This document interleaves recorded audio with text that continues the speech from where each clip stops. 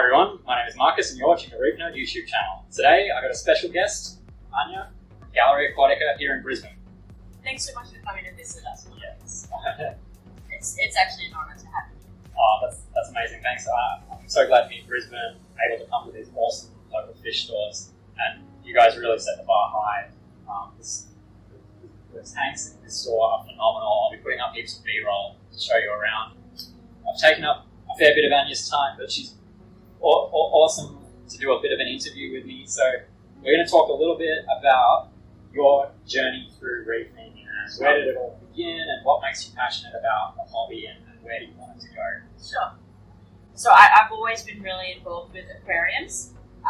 Growing up, I wasn't allowed to watch television much, so but I was allowed to have fish tanks. And so what began as one aquarium quickly became 2 aquariums, 3, 4, 5, and so I think it was just a real natural progression that eventually, as soon as I could get a job, I started working in aquariums. Yeah, so it's like a lifelong passion. It's evolved from childhood. Most certainly. And I think I was allowed to watch nature documentaries, so I think that it was a really point of stimulation growing up, not having that television. I think has created who I am today. Yeah. Well, I mean, I must admit, I watch my fish tank more than I watch TV. I sometimes refer to it as fish tank TV. Yeah, so. yeah, and that's such a great thing.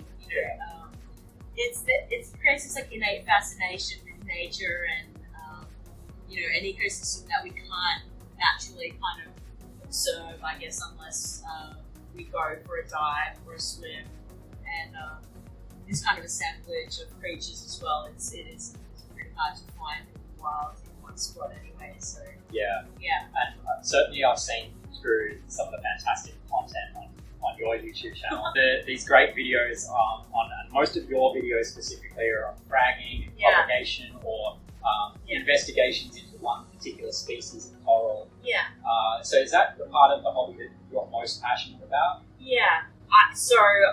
I began working in the hobby 20 years ago, and slowly the journey has taken me to really specialising in coral. I really enjoy chemistry. Water chemistry is another really favourite topic of mine. Sure. But it can be a bit dry, and so I don't want to get too heavy with the chemistry on the YouTube at the moment. That's my video, is 20 minutes talking about chemicals in a trace element formula. So and boring. I find that fascinating, I really do. But I think there's so much knowledge out there that we have to share, that we want to share, that isn't available to a lot of people. And I think back to days when I started working in the aquarium industry, in a shop that had marine, that was 2000. Yeah. And the skills that we had then were completely different. There was, we had this kind of mantra that coral had an expendable kind of lifespan, that it was only going to live for a short period of time, Right, and only wealthy people could purchase it. And we didn't know about feeding as much or water chemistry, or there was no coral food on the shelf. We used to just blend up marinara mix. Yeah. And that changed as we know more, as we learn more, has really advanced the hobby. In lighting, in testing, in microscopy.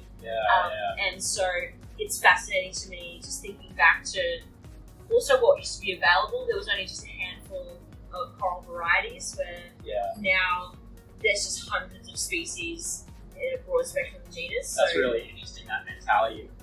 Corals are a sacrificial thing you put in your tank for 6 months and then it will die. I can't believe it. But that was the way that it was. And corals that were previously considered impossible to keep, like say Gonophora not so long ago, was a sacrificial coral. You would buy it knowing that it would be dead within 6 months. How far we've come. There's a myriad of photos on the Facebook groups today of the various hobbyists and local fish stores and coral farms propagating Gonophora, encrusting frag plugs, refragging it and growing out colonies. And not so long ago, that would have been considered impossible. Yeah. And there's really, like, a lot of people ask, how old can a coral be? Well, I really believe it's an indefinite lifespan. It could live forever.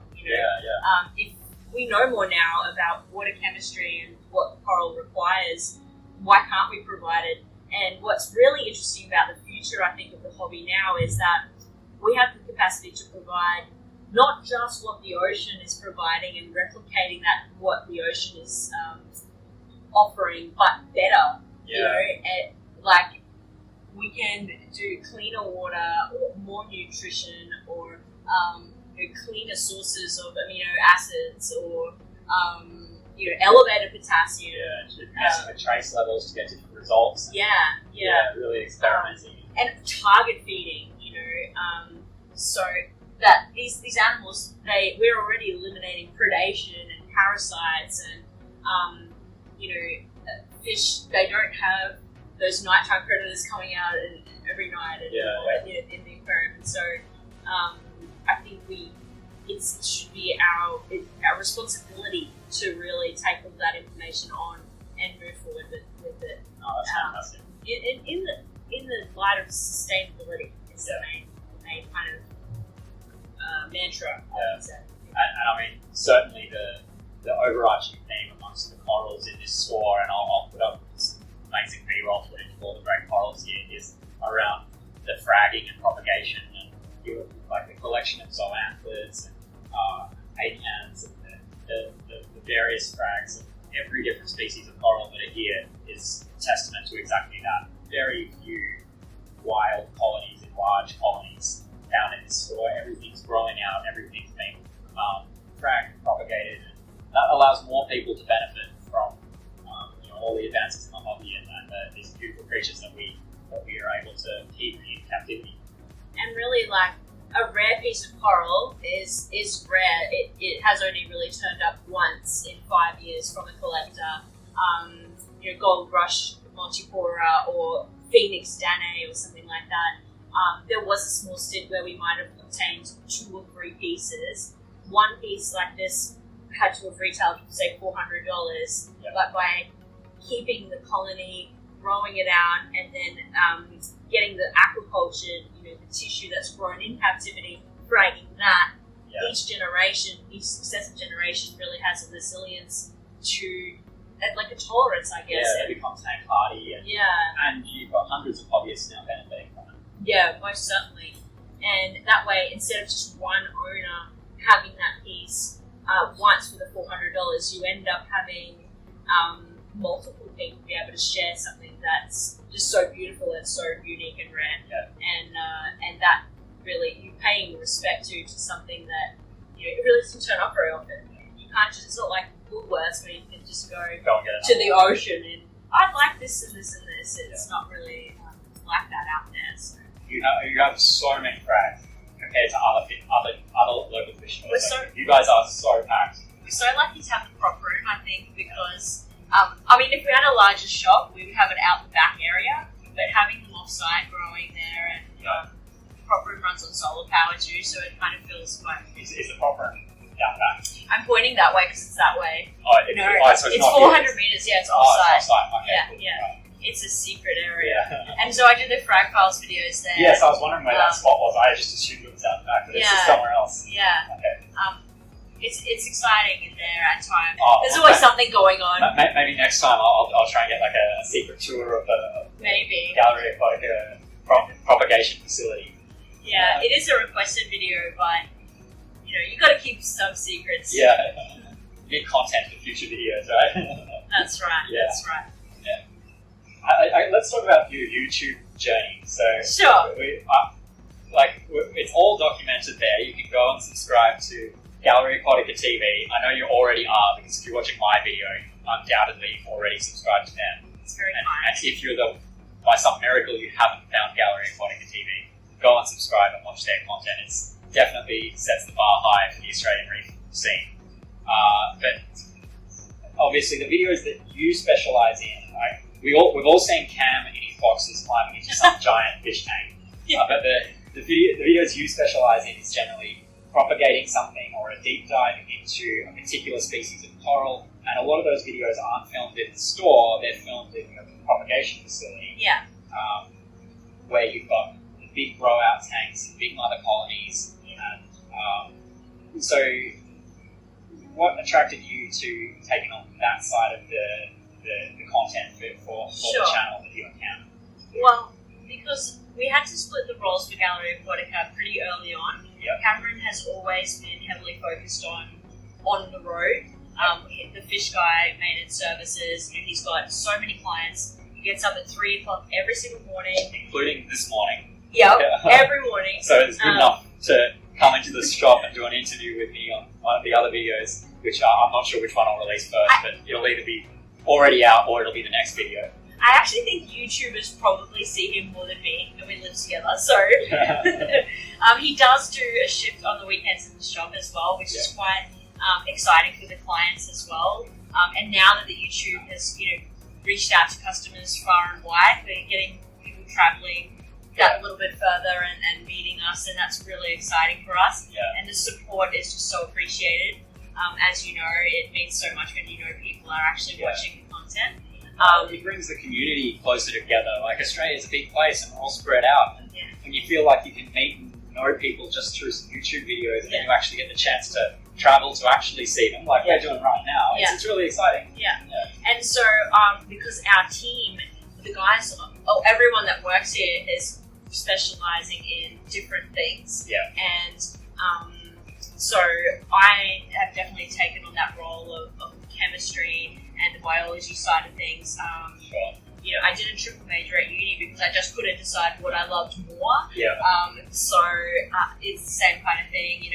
I don't know if I love one coral more than another coral, or there's just top 10 corals or top 50 or something, but they're all quite fascinating to me. And so by having the frag files videos at the prop room, and then there's in-store sessions here at the shop, we're able to kind of just diversify what content we're putting out there. Sometimes the topic is really relevant to being in the store with the products and the fish here, and but the frag files are really, the prop room is where all that magic kind of happens as well.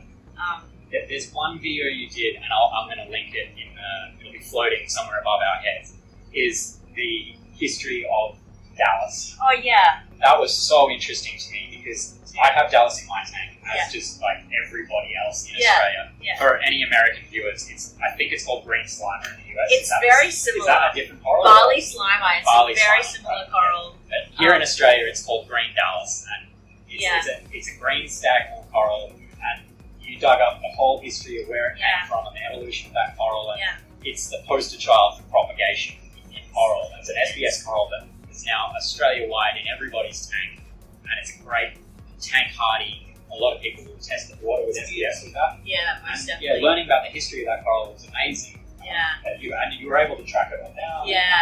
It was all in really old forum format. And also I rung a lot, have Ernie, who used to own Reflections, knew the people, knew Dallas, Warren, and he's a doctor actually, and he not only just introduced the Dallas Acropora to our society, he also turbo snails is another one, and which are all aquacultured and shared now as well. And there was another. He started the Maskew version of down there. So Maskew Marine Aquarium Society of Queensland. I don't know what it's called down probably at Masfee. Every state's that's it. Masfee. These days, everyone's just on MAFA. So in any case, he really put. He really made his mark on our industry that way, and it gets more fascinating when they started to contest what species of acro it is, and it went for genetic testing, which dug up a whole other kind of kettle of fish, and it's really fascinating because it's never been collected from the wild again. So he had friends in different states, and he sent them all little samples, and this is what we all have today. It would be really, I mean, we'll probably never know, but it would be interesting if that coral is in fact a freak, and the one little colony of it where it started from happened to be collected and happened to be then propagated and now heavily available. Or if somewhere out in the ocean there could be an acre field of Dallas growing out there. They just haven't swum out there. They just haven't found it. Interesting. It's really resilient, and I don't know, sometimes it's resilient because it's been captive bred in so many generations.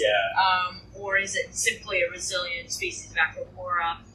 America has a lot of examples of aquaculture coral that have been around for that long time, but Australia doesn't. Because our coastline, we've just been, it's like a bounty, the collectors just can keep providing. And we're so used to just getting wild colonies. That will change, and it is within the propagation in the hobby now, which is great. And when I went to America, that was the biggest shock for me, going to big facilities and so many stores, and of course, the show, Macna. There was no wilds, zero wilds. Everything was a frag. I couldn't believe it. When I came off the plane after 2 weeks there, we stopped in here on the way home. I came here first, and I just was mind blown by how many wild colonies we do have. And like you're saying, we don't even have that many compared to other shops. Compared to most local fish shops, you guys have predominantly mostly frags. Well, it's good to share the sustainability mantra, and I think to really promote it. We are the only shop in Australia that only sells Australian and aquaculture fish, and maybe that will change with time, but it's something that I'd really like to see in the future of reefing kind of go that way. Well, it's been a pleasure, Ania. Thank you so much for dedicating the time in such a busy day. I know we've got newborn and the shop, and Cam's been super busy as well, so it's been an absolute pleasure, and I hope we can catch up again soon. But before we go, I've got a couple of quick questions. I'm going to rapid fire them. So, favourite fish? Frogfish. Frogfish, okay. Favourite coral? It's an Irish frogfish. It's an Irish frogfish, And favourite coral? Pick a favourite child. I have to say zoanthus, but some people consider them not a coral. I think they're a coral. But so I would say Stylociniella if we're saying zoanthus are a coral. Sure. And last question: what fish would you like to see in a dream fish tank or a perfect world environment, even if it's not practical, that currently we don't have? That is a really hard question, Marcus.